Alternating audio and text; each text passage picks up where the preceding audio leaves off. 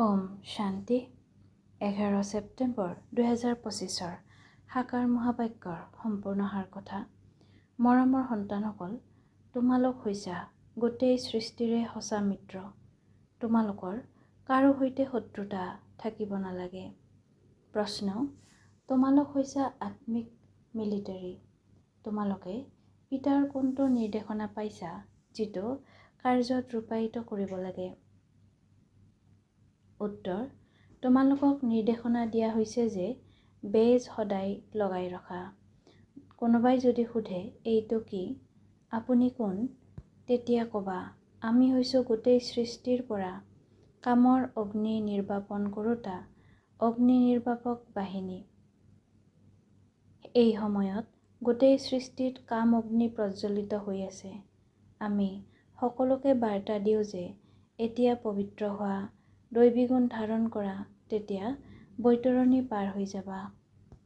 ধাৰণাৰ বাবে মুখ্য সাৰ: 1.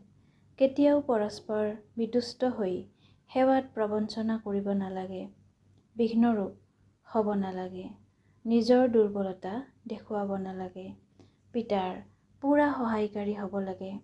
2. কেতিয়াবা কাৰোবাৰ লগত কাজিয়া আদি হ'ল, সেয়া অতীত হৈ গ'ল, তাৰ চিন্তন কৰিব নালাগে। কোনোবাই কম বেছি কিবা ক'লে তোমালোকে সেয়া পাহৰি যোৱা। কল্পৰ পূৰ্বেও এনেকৈ কৈছিল, সেই কথা কেতিয়াও উচ্চাৰণেই নকৰিবা। বৰদান: শান্তিৰ দূত হৈ সকলোকে শান্তিৰ বাৰ্তা দিওঁতা মাষ্টৰ শান্তি শক্তিদাতা হোৱা। বিস্তাৰ: তোমালোক সন্তানসকল হৈছা শান্তিৰ বাৰ্তাবাহক শান্তিদূত। য'তেই নাথাকা সদায় নিজক শান্তিৰ দূত বুলি বুজি চলা। শান্তিৰ দূত, শান্তিৰ বাৰ্তা দিওঁতা হওঁ। ইয়াৰ দ্বাৰা নিজেও শান্তস্বৰূপ শক্তিশালী হৈ থাকিবা আৰু আনকো শান্তি দি থাকিবা। তেওঁলোকে অশান্তি দিয়ক, তোমালোকে শান্তি দিয়া। তেওঁলোকে জুই লগাওক, তোমালোকে পানী ঢালা।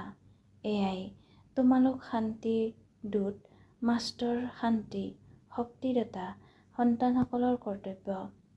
শ্লোগান: যেনেকৈ বাণীত আহিবলৈ সহজ হয়, তেনেকৈ বাণীৰ পৰা ঊৰ্ধ্বত গুচি যোৱাটো সহজ হওক। অব্যক্ত সংকেত: এতিয়া একাগ্ৰতাৰ অগ্নি প্ৰজ্বলিত কৰি যোগ জ্বালাৰূপ কৰি তোলা। যোগত সদায় লাইট হাউচ আৰু মাইট হাউচ স্থিতিৰ অনুভৱ কৰা। জ্ঞান হৈছে লাইট আৰু যোগ হৈছে মাইট। জ্ঞান আৰু যোগ দুয়োটা শক্তি লাইট আৰু মাইট সম্পন্ন হওক। ইয়াকে মাষ্টৰ সৰ্বশক্তিমান বুলি কোৱা হয়। এনেকুৱা শক্তিশালী আত্মাসকলে যিকোনো পৰিস্থিতি ছেকেণ্ডত অতিক্ৰম কৰি লয়। ওম শান্তি।